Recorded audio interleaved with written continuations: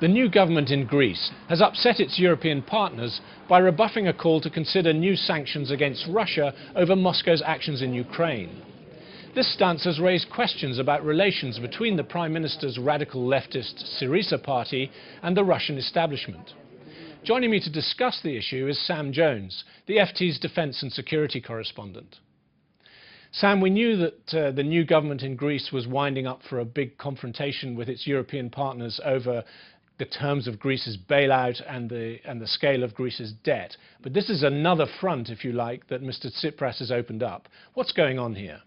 Well, it was quite shocking, I think, for many people in Europe to hear the Greek government say on Tuesday that it objected to the terms of the EU statement on Monday, which called for fresh sanctions against Russia as a result of recent violence in Ukraine. I think many people, as you said, weren't expecting the government to open a new front of confrontation with Europe when it was already quite clear that there was going to be a ruckus over the terms of Greece's bailout and any renegotiation of Greece's debt. So does Greece take a radically different position on Ukraine than the rest of the EU?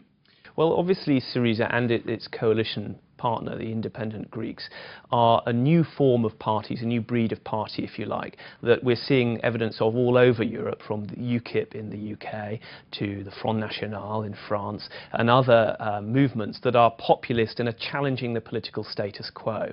And Syriza has long held the position of being anti-NATO and is against, obviously, further EU integration. And from that point of view, those interests coincide quite neatly with a lot of what the Kremlin is interested in. Obviously, in Europe, imposing fresh sanctions on Russia is going to depend on unanimity. And clearly in NATO as well, of which Greece is a member, there needs to be unanimity on the invocation of Article 5, the collective defence clause. So if there's any way in which Russia can potentially split that 28-member EU bloc or NATO, then that is potentially very politically valuable to them. And what we have seen and what people are worried about is that there has been quite a lot of contact in recent months between Syriza and individuals in Russia that are quite closely associated with the Kremlin. Yes, indeed. How much do we know about relationships between Syriza and indeed its right-wing coalition party, the independent Greeks, about their connections with Moscow and with the Russian establishment? Well, the independent Greeks, led by Panos Kamenos, it's not so surprising that they have a connection with Russia. Their philosophy, their political philosophy, fits quite neatly with a lot of what's going on in Russian thinking right now, sort of rejuvenation of orthodoxy and that kind of thing. And indeed, Panos Kamenos has been to Moscow on several occasions, most recently 2 weeks ago, where he met with the head of the Duma's Foreign Affairs Committee and the Duma's Defence Committee deputy head. Mr. Kamenos is now Greece's defence minister and as such will play an important role in NATO, so certainly there will be questions for him about what interests he has with Russia.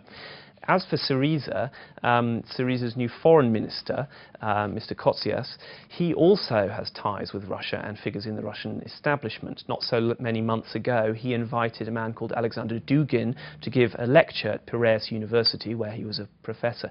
Mr. Dugin is one of the Kremlin's foremost right-wing ideologues.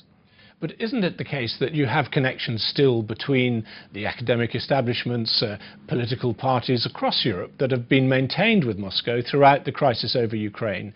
Is this really very different? Well, that's right. I think we need to be careful of reading too much into this. But it is fair to say that there is a significant concern among the security establishment over links that are being forged with all kinds of movements. Mr. Dugin, for example, the Russian ideologue close to the Kremlin, has been at meetings with all kinds of figures in Europe and in Moscow, where individuals from lots of populist parties have been invited. And there are leaked correspondences which, if they're true, suggest that he has been cultivating links with these parties specifically because they're seen as potential allies for Mr. Putin. I suppose a final thought. Could this be perhaps a bit of a bargaining chip taken by Mr. Tsipras in order to give him more leverage in his negotiations with the EU over Greek debt? Well, that's absolutely right. And of course, Syriza is itself a broad party of interests that collects many different individuals. And Mr. Tsipras's record as a sort of confrontational negotiator suggests that it would be wholly within the bounds of reason for him to make a fuss over this straight away to enhance his own position of strength. And it has certainly ruffled feathers. So in that sense, perhaps it is working. Sam, thank you very much.